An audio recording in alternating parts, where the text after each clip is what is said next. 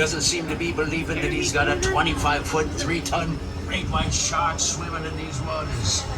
Now he can either be in business for the summer or he can play it cheap.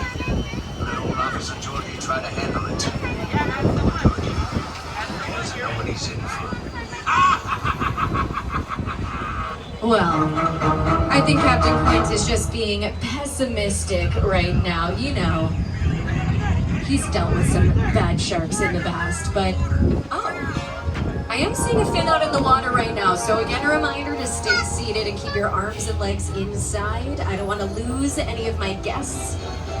And oh, we can see Diver George is out there right now. I'm not seeing the rest of his team right now. Typically there's a whole group of them there.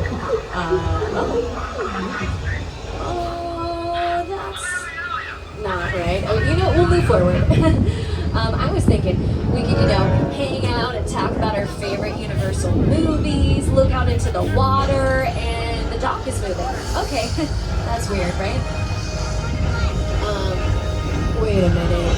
Is that gas tank leaking? That can't be. Oh no.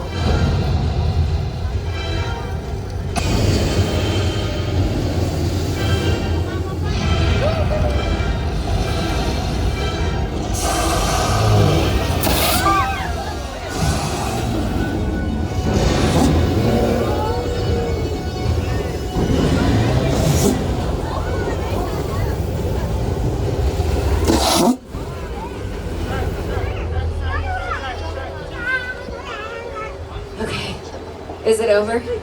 I think it's over. Check your limbs. I'm gonna check mine. 1, 2, 3, 4. I have all of them. Good. Do you have your? I'll check later. It's okay. Now that shark is very scary, but it's also very mechanical. It's not real. It's inspired by the mechanical shark from the movie Jaws from 1975. We're celebrating 50 years of Jaws right now. Now, the shark in that movie had a lot of technical issues. It kept breaking down. It wasn't doing what it needed to do. And it pushed production for the film further and further behind. Originally, we were trying to release Jaws in movie theaters in the winter, but thanks to all the shark issues, it became a summer release, which ended up working out in our favor in the end. Jaws was a huge success, and it became known as the first summer blockbuster ever.